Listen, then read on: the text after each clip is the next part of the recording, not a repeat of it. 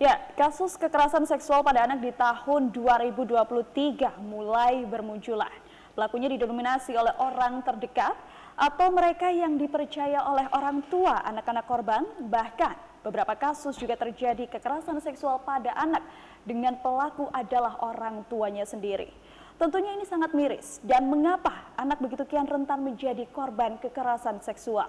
Bahkan tak sedikit korban pelecehan seksual juga terlunta-lunta untuk mencari keadilan. Lantas, apa yang harus kita lakukan? Selengkapnya dalam Dialog Nasional dengan tema hari ini, yakni darurat kekerasan seksual pada anak, bagaimana kita harus bertindak. Langsung saja kita saat ini bersama dengan beberapa narasumber yang telah hadir di kesempatan hari ini. Yang pertama adalah dari Kepala Dinas Sosial Pemberdayaan dan Keluarga Berencana Banyuwangi, yakni Ibu Heni Setiorini APMSI. Selamat malam, Ibu. Selamat malam, Mbak Mita. Baik, kemudian yang selanjutnya adalah Ketua Komisi 4 DPRD Banyuwangi, yakni Mbak Vicky Septalinda SE. Selamat malam. Malam, Mbak. Kemudian ada aktivis perempuan dan anak, Ibu Farida Hanum. Selamat malam, Ibu. Baik, kita langsung saja. Di segmen kali ini kita akan membahas seputar pandangan atau pendapat soal kekerasan seksual pada anak. Yang pertama, saya akan langsung menanyakan kepada Ibu Hanum, yakni bagaimana pendapat Anda terkait kasus kekerasan seksual yang di Januari ini, khususnya di Kabupaten Banyuwangi, setidaknya ada 4 kasus yang kita temukan. Ya, terima kasih atas kesempatannya. Jadi memang persoalan perlindungan anak itu belum menjadi kesadaran bersama, terutama untuk masyarakat, di mana orang tua tidak selalu bisa menjelaskan bagaimana anak-anak bisa melindungi dirinya. Bahkan beberapa kali kesempatan kami berdiskusi dengan ibu-ibu di desa, mereka mungkin mendengar ya isu tentang kekerasan anak apakah dari media sosial atau dari televisi. Tetapi ketika ditanya apa yang harus dilakukan, sebagian besar memang ya apakah harus melarang anak-anak bermain. Nah, ini menjadi satu concern kita bersama supaya kesadaran itu muncul di masyarakat, tidak hanya di pemberi layanan baik yang dari lembaga masyarakat seperti kami atau dari dinas. Dan menurut saya ini sudah harus menjadi materi yang dibicarakan di dunia pendidikan. Berarti intinya adalah kesadaran bersama. Betul. Inti permasalahan dari adanya Betul. kekerasan seksual pada anak ini ya. Membangun kewaspadaan anak. Baik. Terhadap lingkungannya, mengenali tanda-tanda termasuk bahwa di keluarganya sendiri risiko itu ada. Itu kenapa kita punya undang-undang PKDRT. Baik, terima kasih. Lalu selanjutnya kita juga melihat terkait dengan kesadaran, maka dari itu kita juga akan melihat tanggapan dari Mbak Vicky selaku anggota DPRD melihat isu kekerasan seksual pada anak yang terjadi. Ini kan cukup problematik ya, yang dimana kita tahu ini biasa dilakukan pelakunya adalah tetangganya sendiri, bahkan orang tua tiri, bahkan ada yang orang tua kandung. Nah, melihat isu dan masalahnya ini yang sangat problematik, bagaimana tanggapan dari Mbak Vicky sendiri? Ya, terima kasih Mbak Mita. Apa yang disampaikan Mbak Hanum itu memang betul ya. Jadi saat ini kita ini juga prihatin dan juga miris. Ternyata kalau kita ngomong lingkungan, terus ngomongkan kesadaran, itu gimana caranya kan gitu, biar orang itu lebih sadar dan lingkungan itu juga lebih dikatakan bisa dikatakan bahwa lingkungan ini aman gitu. Kami di posisi kami yang ada di DPRD, sebetulnya ranah kita itu adalah salah satunya adalah legislasi, fungsi kita adalah penyusunan regulasi. Nah, regulasi yang sudah kita buat dan kita susun itu kan sebetulnya perlindungan perempuan dan anak terhadap korban kekerasan itu kan sudah ada. Artinya di situ sudah ada pencegahan ya, pencegahan untuk bisa kita sampaikan, kita berikan kesadaran kepada masyarakat dan kita sosialisasikan gimana caranya orang itu lebih waspada gitu. Jadi pelaku-pelaku yang ingin berniat tidak baik itu lebih waspada gitu, tetapi ternyata tidak cukup dengan regulasi gitu. Kita menjadi miris ya, kita bersama-sama di sini ada aktivis juga Mbak Hanum dan juga Bu Heni selaku dari dinas, kami berharap ini kita bisa bersama-sama untuk serius, tidak hanya tugasnya dinas pemerintah daerah, tapi bukan juga tugasnya kita, tetapi ini tugas kita bersama gitu. Dari unsur masyarakat, dari pemerintah daerah, dan juga dari desa, dari DPRD, kita harus melakukan penyadaran itu dengan bersama-sama. Saya rasa itu Mbak Mita. Baik, berarti setelah kita melihat unsur atau permasalahan utama adalah dari tingkat kesadaran yang minim di masyarakat, kemudian juga upaya pencegahan sebenarnya sudah dilakukan terkait dengan bagaimana lingkungan itu harus membentuk mungkin lingkungan yang ramah anak begitu ya, dengan regulasi-regulasi yang sudah diupayakan. Namun selain itu kalau kita membahas seputar kesadaran, kemudian penciptaan lingkungan, pastinya banyak sekali masyarakat yang mungkin masih awam, masih ingin banyak mengetahui sebenarnya modus-modus seperti apa kekerasan yang terjadi pada anak. Maka dari itu saya akan menanyakan kepada Bu Henik, apa Bu modus perbuatan pelaku untuk melancarkan aksi kekerasan seksual pada anak sebenarnya? Apa ya, kalau cerita modus, saya flashback ke kejadian kemarin ya Mbak. Baik. Itu terjadi oleh seorang tokoh yang harusnya patut digugu dan ditiru. Baik itu pimpinan pondok, kepala sekolah, ataupun guru. Berarti dia kan memang oknum. Kita nggak boleh ngomong lembaga. Ya modus dari seorang oknum itu sendiri. Nah itu yang kami sebenarnya sekarang lagi membahas. Kalau dari regulasi ternyata nggak mempan, dari regulasi yang kita punya. Kalau dari penyadaran, dari parentingnya orang tua mungkin masih belum ngena terkait dengan kejadian-kejadian yang sekarang terjadi. Berarti kita kan harus memberikan edukasi itu kepada tokoh yang seharusnya ditokohkan harusnya, tapi kita nggak tahu apa kita harus bekerja sama dengan Kapolres atau dengan Dandim mungkin. Berarti tidak hanya edukasi untuk anak ataupun orang tua saja. Sepertinya saat ini dibutuhkan untuk edukasi kepada tokoh-tokoh yang harusnya menjadi tokoh atau menjadi panutan, ternyata tidak bisa kita jadikan untuk menjadi tokoh atau panutan, Mbak. Salah satunya itu ya, salah satu kasusnya untuk itu. Ya, tapi bagaimana dengan orang itu. tua yang mungkin dia juga ada salah satu kasus yang dimana orang tua itu menjadi pelaku? Yang pasti peran orang tua sangat diperlukan di sini. Tetap peran orang tua sangat penting di sini. Akan tetapi kalau melihat kejadian yang dari tokoh-tokoh yang lebih banyak tadi di lembaga pondok ataupun di lembaga sekolah yang lain, ini kami lagi mencari skema apa yang pas untuk bisa memberikan edukasi kepada beliau-beliau yang terhormat, beliau-beliau yang notabene punya sesuatu yang harus ditokohkan karena tingkat pendidikan juga tinggi tentunya, akan tetapi ternyata benar-benar hal ini kok bisa terjadi gitu loh. Kami juga jujur miris terkait itu. Jadi kami lagi berupaya sekarang kalau penanganan dan pendampingan insya Allah sudah jalan. Tapi untuk pencegahannya supaya tidak terjadi lagi. Masa di Januari aja sudah 11 korban. Setidaknya ada 11 korban ya, ini data yang didapat dari Dinsos. Betul. Namun selain kita membahas tentang pelaku, kita juga akan membahas tentang korban. Nah, korbannya ini adalah kekerasan seksual pada anak. Pastinya pada anak yang dimana ini juga sebagai penerus bangsa. Dan kira-kira bagaimana cara agar anak-anak ini dapat terhindar dari adanya kasus kekerasan seksual pada anak? Ya, yang pasti kalau sudah terjadi kita harus selalu memberikan pendampingan psikolog biar mentalnya tidak jatuh, tidak down, dan dia tetap bisa melangsungkan. Kalau misalkan dia masih di taraf pendidikan, tentunya dia harus bisa tetap ikut melangsungkan pendidikannya, tetap bisa meneruskan pendidikannya. Maksud kami adalah bagaimana cara untuk menghindari adanya kekerasan ini? Apakah memang harus ada edukasi atau bagaimana lingkungan yang harus diciptakan? Jadi sebenarnya kami sudah bekerja sama dengan Kemenak terkait dengan implementasi sekolah ramah anak. Baik itu di pondok, di sekolah, itu sudah kita kerjasamakan dengan Kemenak dan juga lembaga yang lain supaya sekolah itu memberikan rasa aman dan nyaman untuk anak-anak itu mendapatkan pendidikan. Dengan harapan anak-anak juga bisa memahami sekolah yang aman dan nyaman buat mereka itu apa sih. Jadi kita terus memberikan edukasi lewat program sekolah ramah anak. Bahkan kami bekerja sama dengan lembaga organisasi wanita yang lain, perempuan yang lain untuk bisa go to school, baik dengan fatayat, muslimat dan lain sebagainya. Baik, Bu Heni. Kita berpindah ke Bu Hanum. Kalau tadi kita sudah membahas ternyata banyak sekali upaya-upaya sekolah ramah anak.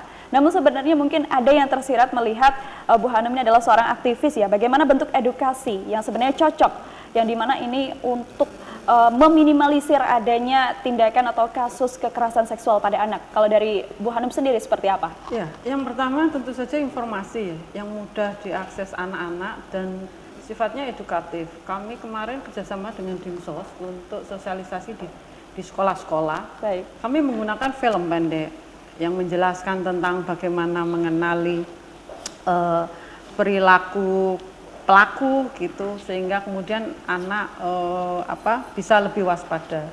Yang kedua, mengajari anak untuk berani berbicara ketika ada hal-hal yang menyakiti dirinya. Dan sarannya adalah anak berbicara pada orang dewasa yang dipercaya. Nah, ini yang penting untuk digarisbawahi. Kalau kita melihat beberapa status sosial dari pelaku itu kan sebenarnya mereka adalah orang-orang yang harusnya dipercaya. Nah, ini memang bisa merusak kepercayaan anak gitu. Ketika kita ngomong, kamu harus berani ngomong ke orang dewasa. Nah, ini malah pelakunya orang dewasa yang dia percaya. Berarti intinya mempermudah informasi untuk anak dan meningkatkan self Betul, dan keberanian, gitu ya? keberanian itu. Karena itu kemudian di lembaga pendidikan misalkan guru BK itu tidak hanya image-nya harus dihapus, bahwa guru BK itu bukan guru yang hanya mencatat kesalahan anak, tetapi juga bahwa setiap anak yang merasa kurang nyaman itu bisa datang dan apakah melapor atau curhat ya.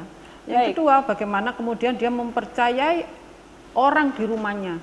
Orang dewasa tidak berarti bapak ibu ya, bisa saudara begitu. Karena itu memang harus dikerjakan secara bersama-sama. Baik, terima kasih. Baik pemirsa, selanjutnya kita akan membahas seputar aturan dan upaya pencegahan, dan kita akan melanjutkan pembicaraan ini setelah jeda pariwara. Maka dari itu tetaplah di Dialog Nasional.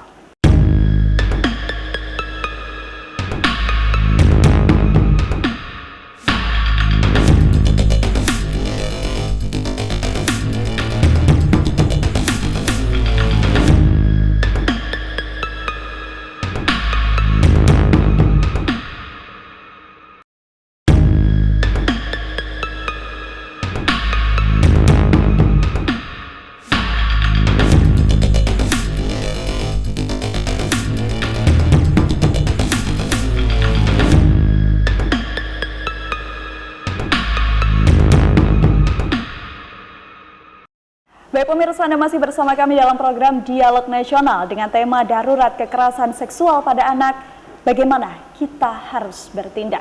Dan di segmen kali ini kita akan membahas seputar aturan dan upaya pencegahan dari kekerasan seksual pada anak. Dan langsung saja kita akan bertanya kepada salah satu narasumber. Yang pertama adalah Mbak Vicky. Terkait dengan kasus kekerasan seksual pada anak yang cukup miris di Banyuwangi, setidaknya ada 11 korban sesuai dengan apa yang dikatakan oleh Bu Henik ya. Nah, ini terdapat UU nomor 35 tahun 2014 tentang perlindungan anak dan UU nomor 12 tahun 2022 tentang tindak pidana kekerasan seksual. Nah, melihat dengan adanya upaya dari pemerintah pusat terkait dengan upaya-upaya pencegahan dan juga hukuman-hukuman, nah apakah penerapannya sejauh ini memang dirasa sudah cukup maksimal? Ya, karena itu undang-undang yang masih baru ya, yang undang-undang yang pertama tadi 35 tahun 2014 yang khususnya tentang perlindungan anak. Ya, 2014. Terus sama yang UU nomor 12 ya, tahun 2022 tentang tindak pidana kekerasan seksual. Ya, masih baru kan itu. Ya. Artinya dulu kita sudah punya Raperda, yaitu tentang perlindungan perempuan dan anak, yaitu untuk korban kekerasan.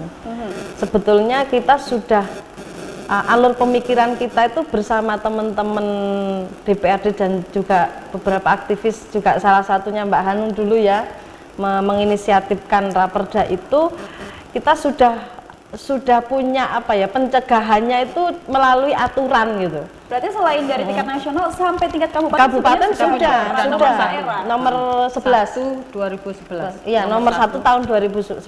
Bagaimana itu bagaimana penerapannya? Lah artinya kan dengan ini jangan ngomong undang-undang yang baru, yang kita regulasi yang lama saja ternyata tidak mengena gitu loh.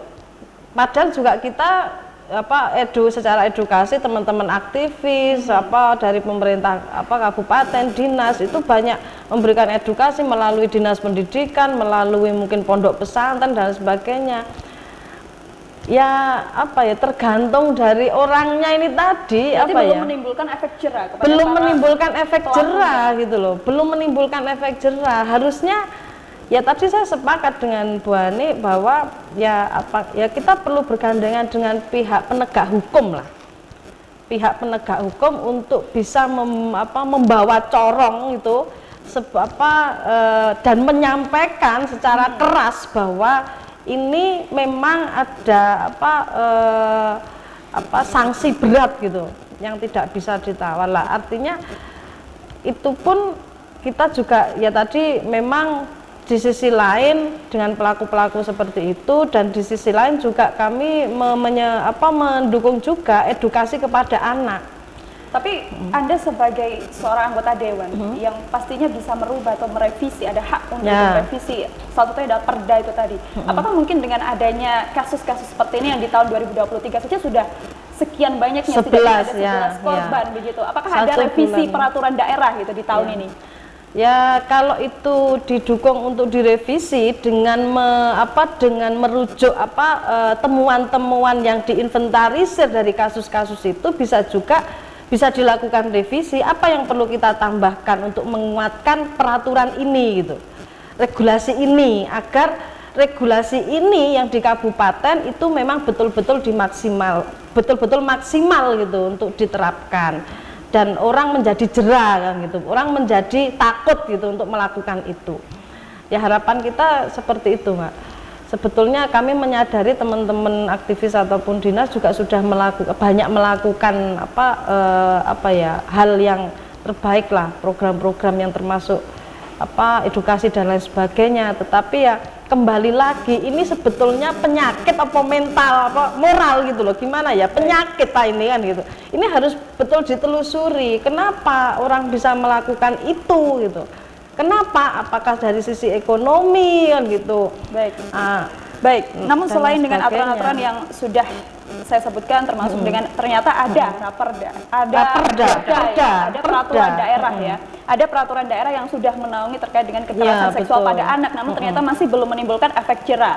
Nah, salah satunya kalau kita mengacu pada PP 70 tahun 2020 tentang cara pelaksanaan tindakan kebiri kimia, kemudian pemasangan alat pendeteksi elektronik dan juga rehabilitas untuk pelaku atau predator anak ini. Nah, apakah PP nomor 70 tahun 2020 ini juga sudah dilakukan optimal khususnya di Kabupaten Banyuwangi? Ya kalau dengan masih ada kejadian kayak gini ya belum mengena ya. Ternyata ya belum optimal gitu. Tapi apakah memang ada? Kalau mungkin saya juga tanya kepada Bu Heni, apakah ada pelaku yang sampai dilakukan kebiri kimia, kemudian pemasangan alat pendeteksi elektronik, apakah ini sudah pernah dilakukan di Banyuwangi? Kalau sampai hari ini pendampingan kami untuk pendampingan ke APH.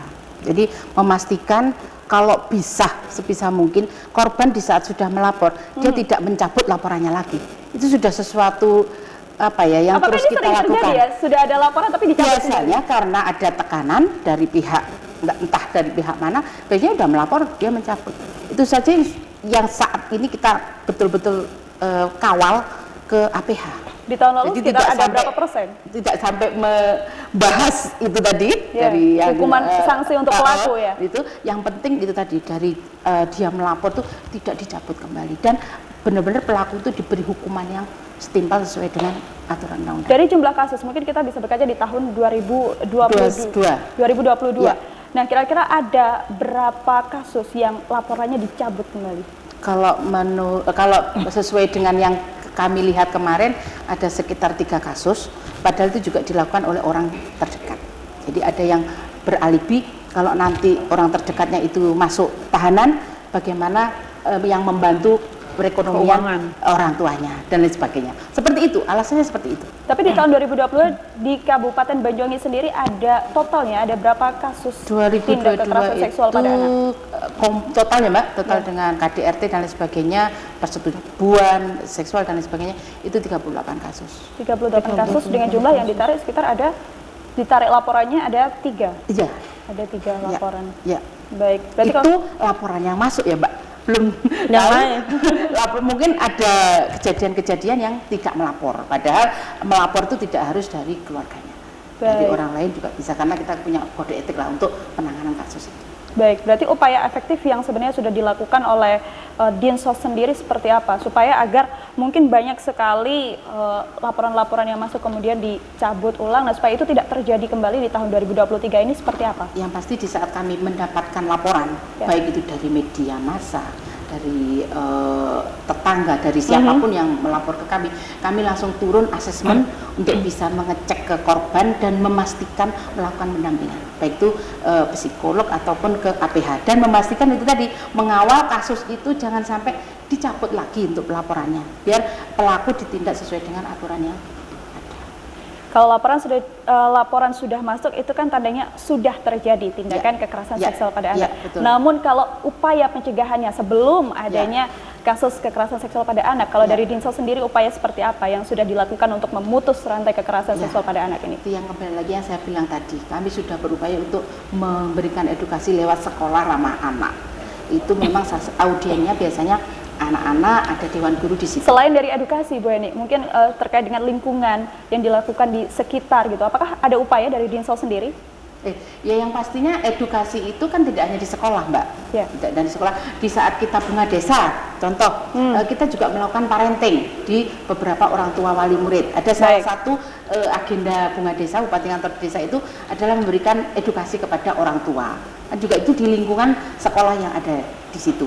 Kan orang tua wali, jadi tidak hanya audiennya di sekolah, anak-anak sekolah. Terus yang perlu juga dicatat, kami selalu menekankan kepada Dinas Pendidikan supaya betul-betul mengaktifkan duta pencegahan kekerasan ataupun penanganan kekerasan di sekolah dengan adanya pojok curhat. Tadi yang seperti disampaikan Mbak Anum, pojok curhat itu sangat dibutuhkan oleh anak-anak biar mereka bisa menyampaikan apa yang menjadi keluhan biar tidak sampai terjadi. Dari pojok curhat itu guru BK bisa memberikan solusi dan bisa mengidentifikasi dini. Kalau misalkan mungkin ada something yang dirasa anak-anak kurang nyaman kan sudah tersampaikan di pojok curhat yang ada di sekolah-sekolah, baik itu di SD, SMP, SMA ataupun bahkan nanti di kampus. Harusnya ada satgas pencegahan dan penanganan.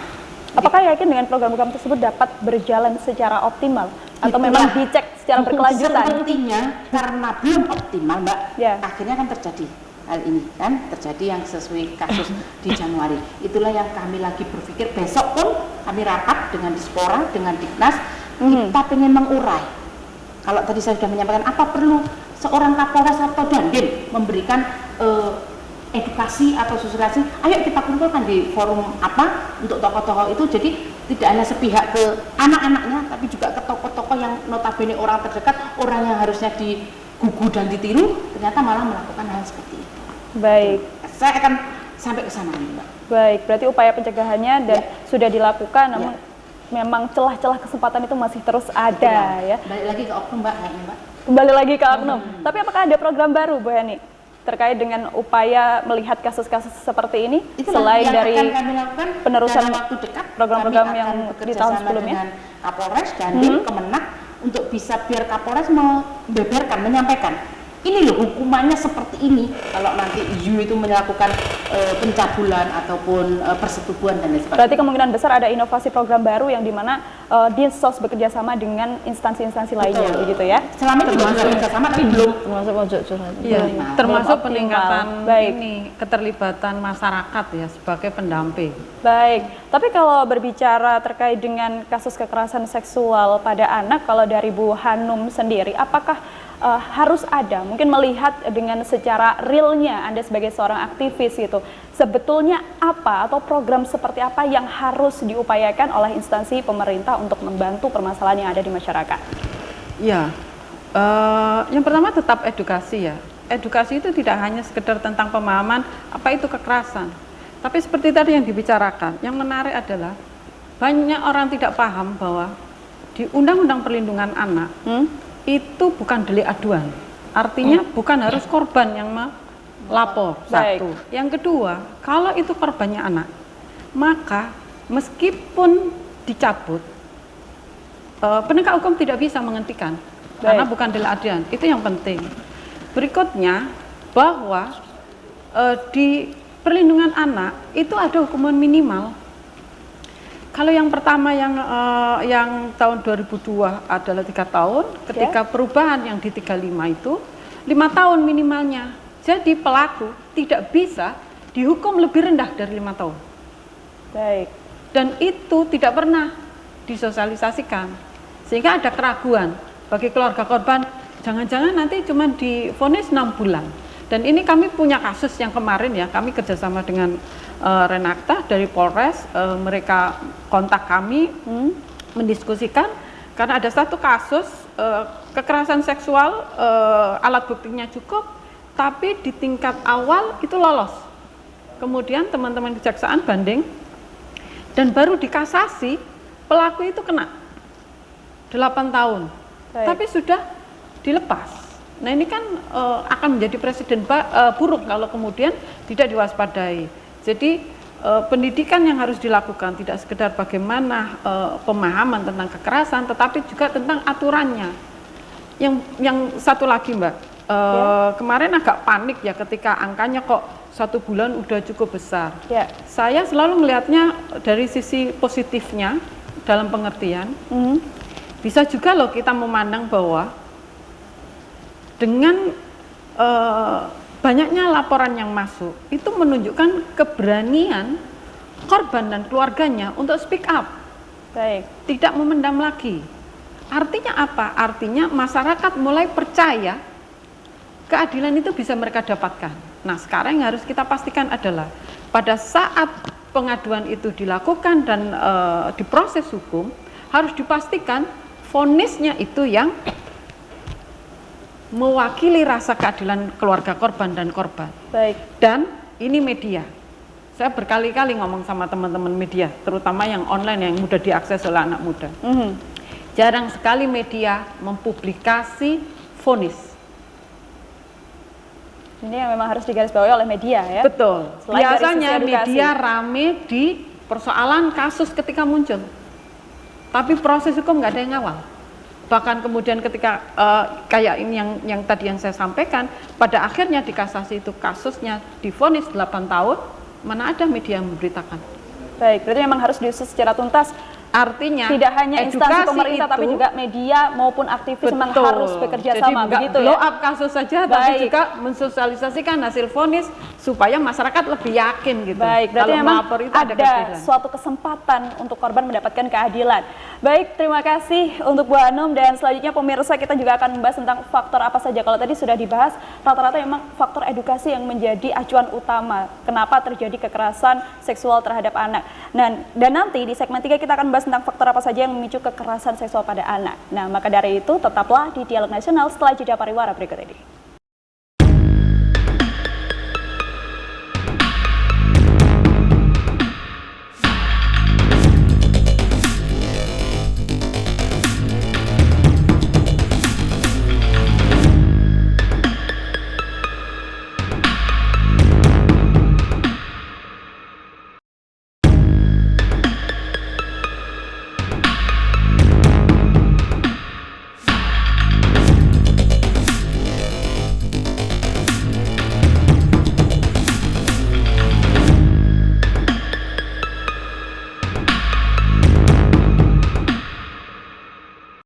Baik pemirsa, Anda tetap bersama kami dalam Dialog Nasional. Kalau tadi kita sudah membahas tentang faktor edukasi, ini menjadi acuan utama yang dimana ini memang harus digalakan tidak hanya kepada anak namun juga kepada orang tua bahkan lingkungan sekitar. Nah, tapi selain edukasi, faktor apa saja yang akan menjadi pemicu adanya kekerasan seksual pada anak? Maka dari itu kita langsung bertanya saja yang pertama kepada Bu Hanum. Kalau kita melihat sebetulnya titik lemah dari sistem perlindungan terhadap anak itu di mana saja? Apakah memang di kondisi orang tua, edukasi, atau pola asuh? Kita masih punya persoalan budaya patriarki ya. Jadi kalau kami melihat, kalau kita analisa kekerasan seksual itu ada relasi kuasa yang tidak seimbang kalau itu untuk orang dewasa, dan relasi kuasa antara orang dewasa dan anak. Artinya gini, selama ini dalam kebudayaan kita, pendidikan itu kan anak harus patuh pada orang tua. Oke, ya itu betul. Tapi kan kemudian harus dijelaskan lagi, patuh terhadap apa gitu. Kalau perintahnya negatif, apakah kita harus patuh? Nah ini kan kurang imbang cara menyampaikannya begitu ya. Tidak berarti kemudian kita mempersoalkan sekarang anak-anak sekarang nggak ada yang patuh kok sama orang tuanya. Sekali lagi itu komunikasi bagaimana orang dewasa menjelaskan kepada anak. Nah, relasi kuasa ini yang sangat tidak disadari karena itu dianggap wajar. Contoh yang kasus tokoh agama kemarin ya, itu kan kita dengan gampang melihat mana ada santri yang berani ngomong. Kenapa? Karena mindset dia sudah diajarkan bahwa santri itu ya harus patuh sama kiainya. Itu kan relasi kuasa yang bisa meskipun tindakannya adalah dieksploitasi. tindakan yang tidak terpuji, Betul, begitu ya. betul.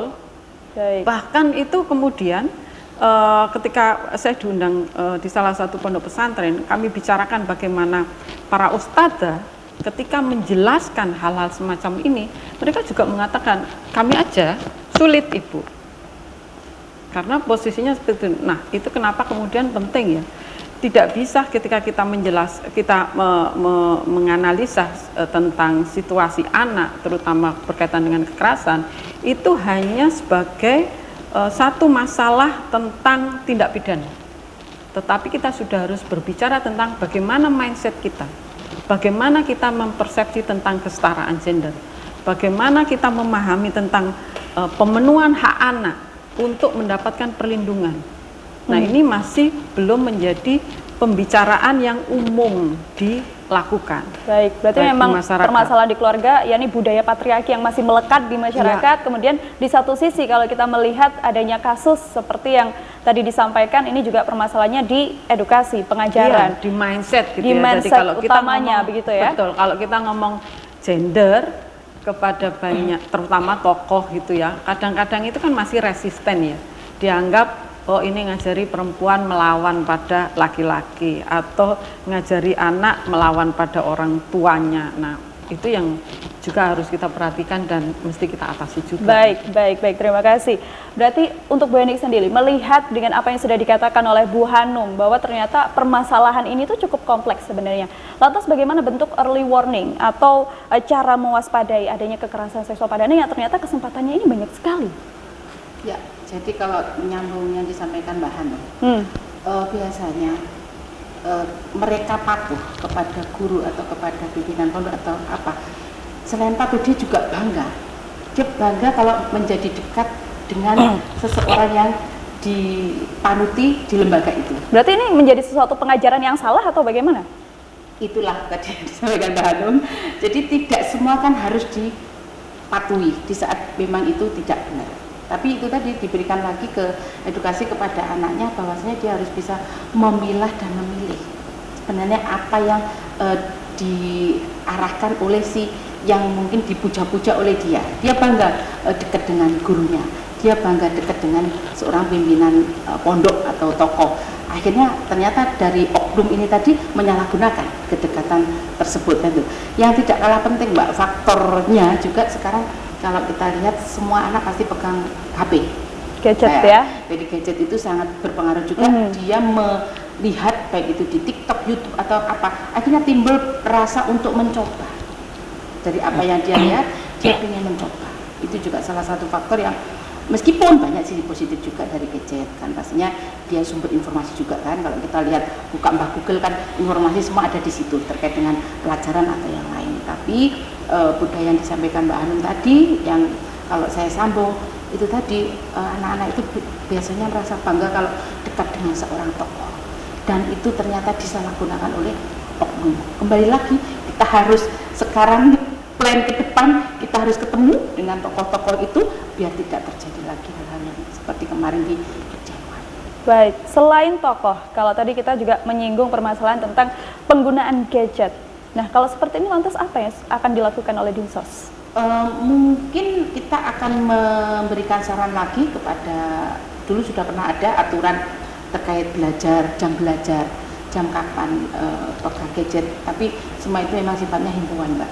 Dan juga di sekolah mungkin bisa lebih diketati lagi kapan anak-anak bisa pegang gadget.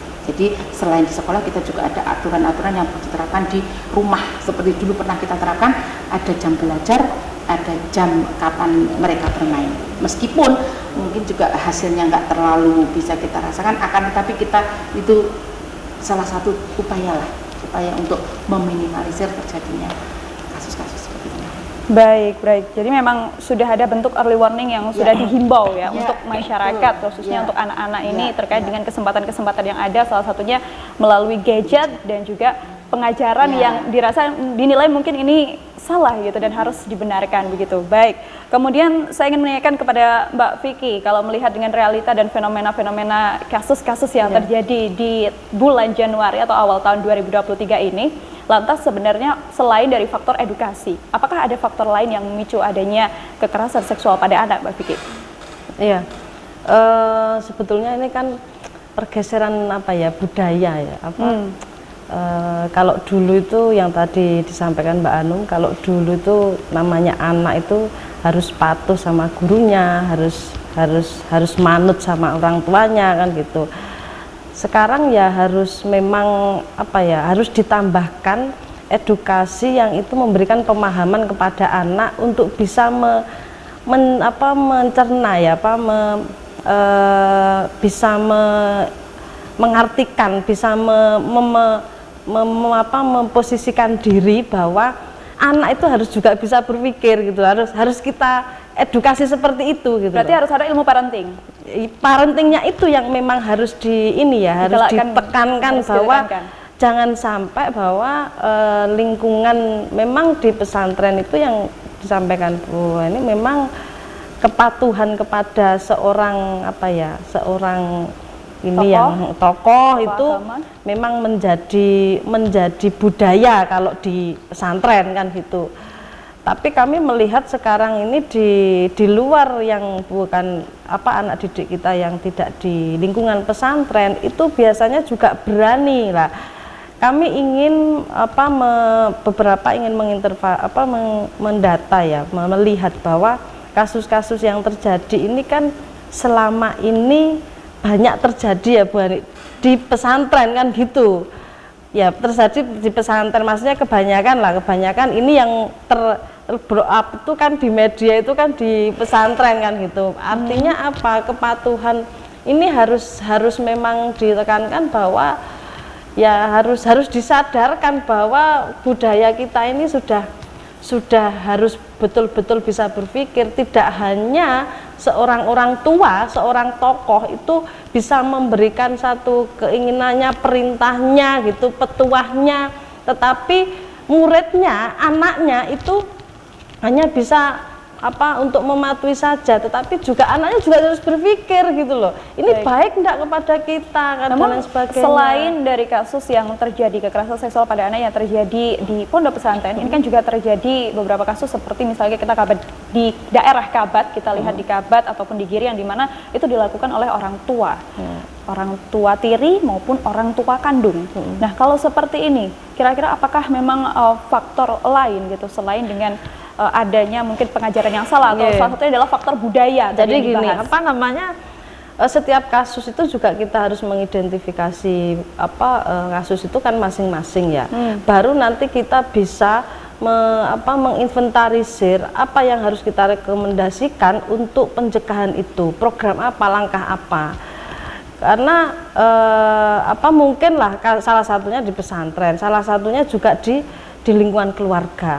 Itu kenapa kok bisa terjadi? Itu kan harus kenapa orang tua itu melakukan itu kan gitu. Kenapa? Tapi apakah faktor kemiskinan juga berpengaruh? Karena kita lihat ada salah satu kasus yang dimana ini orang tuanya adalah seorang pengangguran. Pengangguran, tidak bekerja, berarti kan ekonomi gitu loh. Berarti faktor ekonomi juga berpengaruh? Kalau berarti dari pengangguran mungkin terus lontang-lantung, nggak punya kerjaan, terus terobsesi pekerjaannya itu hanya melihat HP, ataukah dia pengangguran tapi kerjanya melihat HP terus di media sosial, akhirnya kan terobsesi dengan hal seperti itu ya. Ini berarti urusannya adalah kesejahteraan dan ekonomi kan gitu. Orang selaraskah faktor ekonomi dengan tingginya kemiskinan yang terjadi di Banyuwangi dengan tingginya kasus kekerasan seksual pada anak, apakah selaras? Itu bisa kita tinjau kembali aja gitu. Baik, ya kita bisa tinjau kembali saja apakah itu berpengaruh gitu, apakah itu berpengaruh pada urusan ekonomi itu juga menjadi indikator berpeluang untuk ke arah sana lah. saya ingin tadi disampaikan dari dinas bahwa ada 38 kasus ya. Ya, di tahun 2022. Di tahun 2022. Artinya 38 kasus itu kami ingin meninjau ulang, menginventarisir, melihat sebetulnya kasus A, kasus B itu apa, indikasinya apa gitu.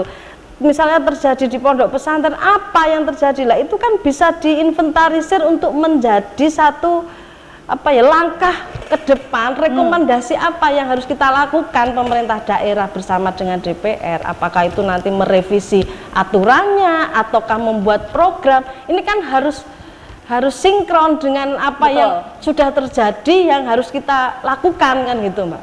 Baik, gitu. Baik, semangatnya harus ke sana. Jadi saya berpikir 38 kasus ini harus kita inventarisir gitu. Kami punya keinginan seperti itu gitu. Baru melangkah apa yang harus kita lakukan. Baik, terima kasih Mbak Vicky. Berarti memang ada aturan-aturan dan upaya-upaya yang sudah dilakukan oleh berbagai instansi dan juga termasuk oleh masyarakat. Lantas, bagaimana penanganan kasus kekerasan seksual pada anak yang harus masyarakat ketahui? Kalau begitu selengkapnya dalam Dialog Nasional setelah jeda pariwara berikut ini.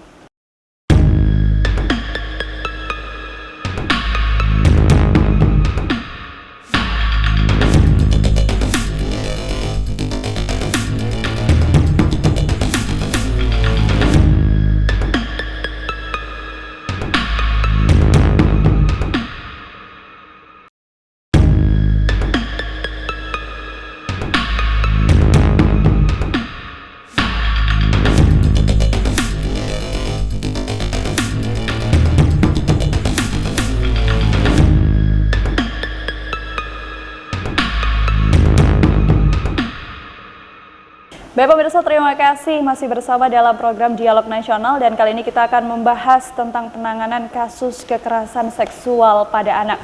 Langsung saja kita akan bertanya yang pertama kepada Bu Heni selaku Ketua dari Dinsos dan PPKB. Nah, melihat banyaknya kasus kekerasan seksual terhadap anak, masyarakat perlu tahu di mana kira-kira apabila ini terjadi di lingkungan sekitarnya, di mana masyarakat dapat melaporkan kasus tersebut. Ya, oke. Jadi dari banyak kasus yang ada, kami menghimbau kepada seluruh masyarakat, siapapun yang melihat acara ini, silakan melapor ke kami, ke Dinas Sosial BPKB, terutama kami ada layanan Ruang Rindu ataupun P2TP2A. Nanti kami sampaikan nomor teleponnya.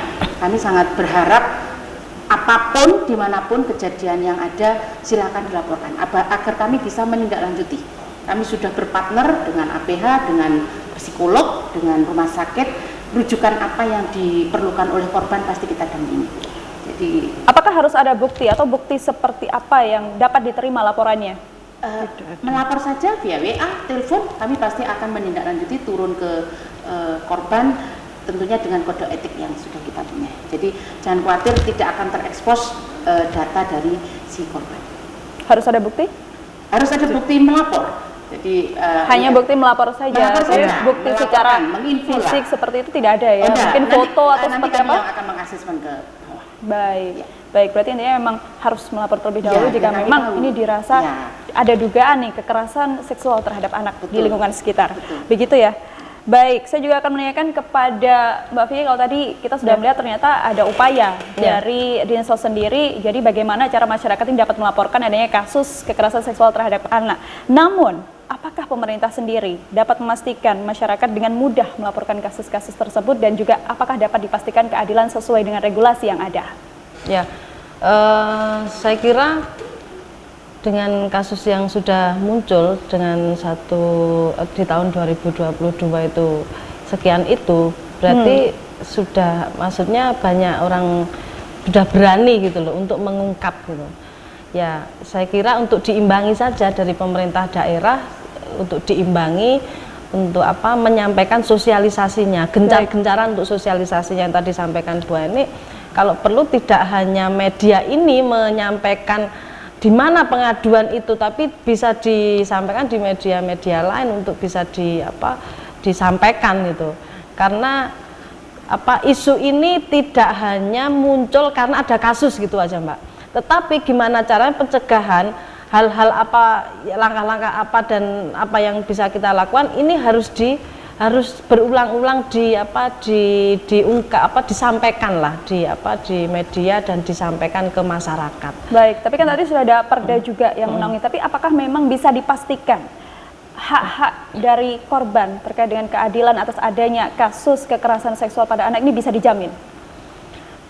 Itu nanti kan ada pendampingan dari dinas ya, Bu. Dari artinya kalau apa yang sudah dilakukan tadi sudah disampaikan pendampingan, apakah nanti itu bisa melanjutkan sekolah dan lain sebagainya, saya kira kami percayalah dari dinas, dari pemerintah daerah sudah menjamin itu. Dan kalau perlu ya kita bisa revisi ulang lah perda kita itu untuk kita tekankan bahwa urusan kepentingan jaminan itu bisa dilaksanakan sepenuhnya. Baik, agar anak itu kembali lagi dengan posisi PD-nya dan dia bisa bergaul dengan yang lainnya seperti layaknya anak yang lain. Baik. Berarti kalau dari Bu Heni sendiri, jaminan seperti apa yang diupayakan kepada korban? Yang pastinya hak-hak apa yang harus diperoleh oleh anak kita jamin dia dapatkan kembali. Sampai tuntas? Sampai tuntas. Contohnya seperti apa? Contohnya pengembalian ke mentalnya. Kita dampingi terus psiku. Sampai di mana psikolog harus dampingi, kita akan dampingi. Hingga usia berapa? Sampai dia normal dan bisa kembali ke masyarakat dan mentalnya dirasa pulih. Baik. Ya. Selain dengan psikis, apa lagi yang diupayakan oleh Dinas Sosial ini? KPH kita juga dampingi. Itu tadi yang saya sampaikan, kita berupaya betul-betul si pelaku bisa mendapatkan hukuman yang setimpal sesuai yang kami harapkan. Terkait dengan hak hukumnya yang ada. Baik, kemudian terkait dengan indikator normalnya seperti mungkin dari lingkungan sosial, kemudian terkait dengan pendidikan, apakah Dinsos sendiri bisa menjamin hak-hak itu kepada korban? Kami bisa menjamin itu karena kami akan dampingi, akan tetapi terkait dengan seperti apa psikolognya yang paham psikolog. Kita dampingi, kita tempeli psikolog dan kita pastikan koordinasi dengan dinas, dia harus tetap mendapatkan hak-hak pendidikan sesuai yang seharusnya dia dapatkan. Apakah memang harus ada pendidikan khusus untuk para korban atau memang seperti kita harus bisa mampu mengembalikan dia ke anak-anak pada umumnya? Iya, gitu? kalau memang dia mentalnya sudah bisa dan kita jamin ke lingkungan yang bisa lebih menerima. Baik. Lantas bagaimana dengan Bu Hanum sendiri melihat apa yang sudah diupayakan dari Dinsos? Apakah memang benar ini sudah maksimal atau memang ini sudah diterapkan? Kalau maksimal kita menuju ya, artinya gini, kalau dulu sebelum perda itu ada, anak-anak yang menjadi korban kekerasan dan hamil itu kan kecenderungannya akan kehilangan hak pendidikan, entah dikeluarkan, disuruh pindah dan seterusnya. Nah, kami mendukung upaya dari Dinsos. Sekarang kalau ada kasus seperti itu dan anak masih dalam posisi sekolah, maka kita akan berkoordinasi dengan Dinas Pendidikan, dan Dinas Pendidikan sudah membuat surat edaran kalau nggak salah itu ya ke kepala sekolah, tidak diperkenankan mengeluarkan anak yang menjadi korban kekerasan. Itu harus ditangani. Baik. Dan saya rasa itu sudah efektif berlaku.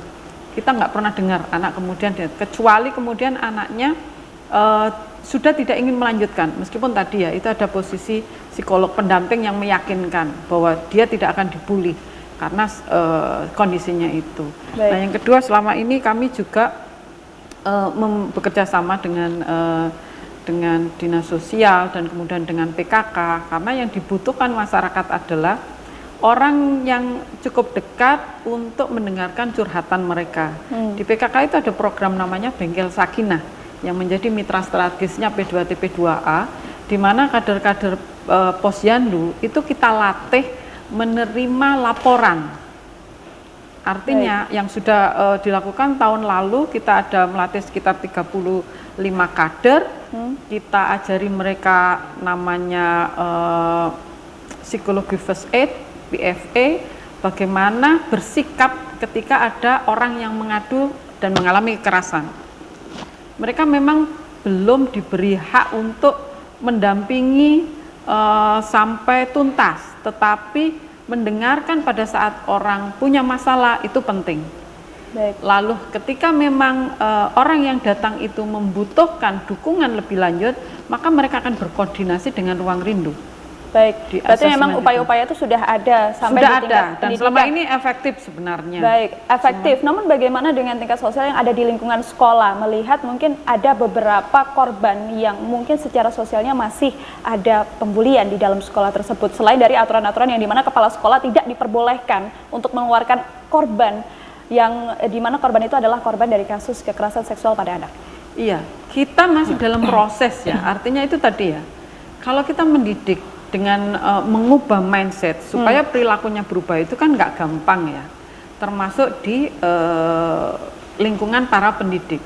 Kekhawatiran para pendidik selalu kalau kita melakukan sosialisasi undang-undang perlindungan anak, kekhawatiran adalah nanti jangan-jangan kalau kami ngasih hukuman kepada siswa, kami dilaporkan gitu. Itu kekhawatiran yang sebenarnya tidak beralasan gitu. Artinya semua pelaporan itu kan tidak otomatis kemudian berakhir dengan hukuman, ya kan? Kita akan mendengarkan apa sebenarnya masalahnya, apakah ada pelanggaran yang itu bisa disebut tindak pidana atau tidak.